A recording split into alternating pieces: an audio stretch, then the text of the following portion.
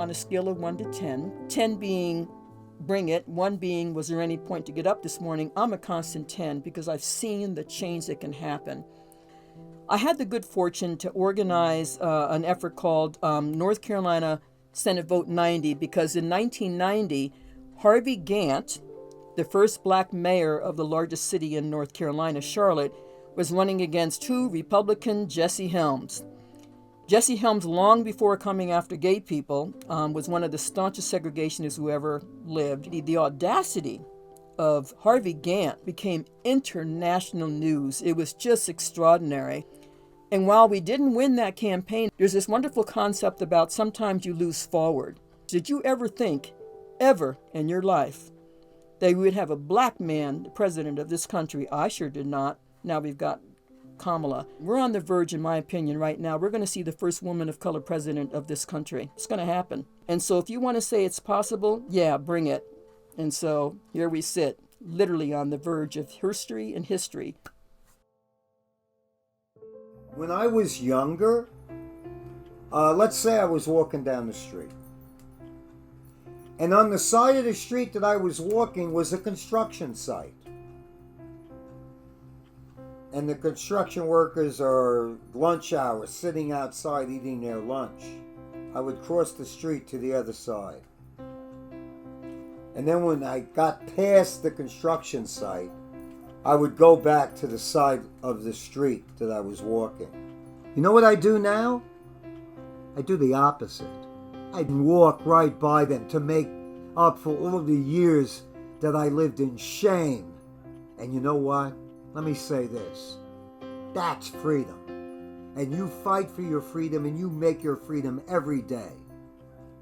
So they can beat us.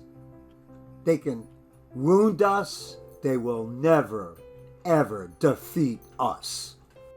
When I was growing up, my mom was very open to my, playing with gender, and if I wanted to dress up as whatever, try on her makeup, whatever. I'm really excited now to see, parents who are letting their children experiment with gender and what do they feel most comfortable with, what do they identify most with, how do they want to express themselves. This whole questioning of, well, what's the point of labeling with genders to begin with? Relationships that I've been in with men or with women that they would feel very uncomfortable around the idea that, I have attraction to men or women. Sometimes our fears are because then it causes us to, question our own identity. I'm sometimes in situations with people where it's like, okay, I'm uncomfortable, but I'm going to sit here. I'm going to be uncomfortable and be willing to look at that and question, why is that? And, fortunately I have, this gift where I'm able to write and explore that. And a lot of times younger people will call me up, or text me with something like, I'm sitting on a park bench in Washington Square. Whether it's worth it to live, I'll get on the phone with them and listen to them and be resolute and strong with them.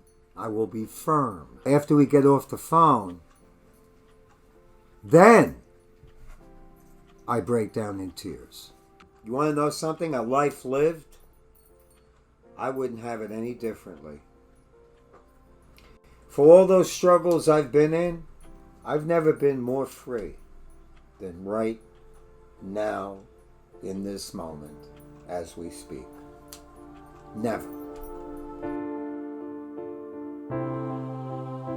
When I was in high school, I wasn't so much bullied, but I remember in particular there was this other boy, he was identified as queer and he got picked on and harassed and beat up. I stood by, silent, and feeling ashamed, feeling guilty that I didn't have the courage to speak up for him, but I was afraid that if I did, then people would, suspect I was queer. Prior to that first novel being published, it sort of like took me back to there and all the shame and guilt about being gay, and all of a sudden now everyone, in my mind, everyone was gonna know I was gay. And finally, the first review came from the school library journal, where the reviewer said, please have the courage to put this book on your shelves. It can, open eyes and change lives. And it's just like, oh wow, my book changed lives.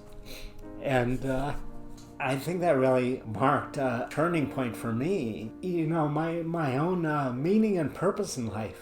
That, things that I have had so much pain and anguish about now could, help other people. I think for me, and I think for a lot of people, this notion of the power of one, I never really got it, but do you remember that story of Emmett Till? So Emmett Till is sent down to live with his family in Money, Mississippi. The story goes that Emmett Till, with a friend, goes into the store. There's a white store owner behind the counter, and she said that he whistled at her. They ended up murdering Emmett Till. They gouged out one of his eyes, shot him, and he called his mother back in Chicago, and she said, "Send my baby home. I want an open casket because I want people to see what hate looks like." Thousands of people came to look at Emmett Till. That casket is now at the Smithsonian Museum. And at that point, I think for the first time ever I understood the power of one woman, a mother, to say, I want people to see what hate looks like. Each one of us has the potential to make that happen every single time, if provided the opportunity and a sense that, yeah, I can make a difference. And you're seeing it over and over and over again. And it's not because I'm anyone famous or anything, but that notion about, yeah, I get to speak up. Yeah, I get to say something. Yeah, I can make a difference.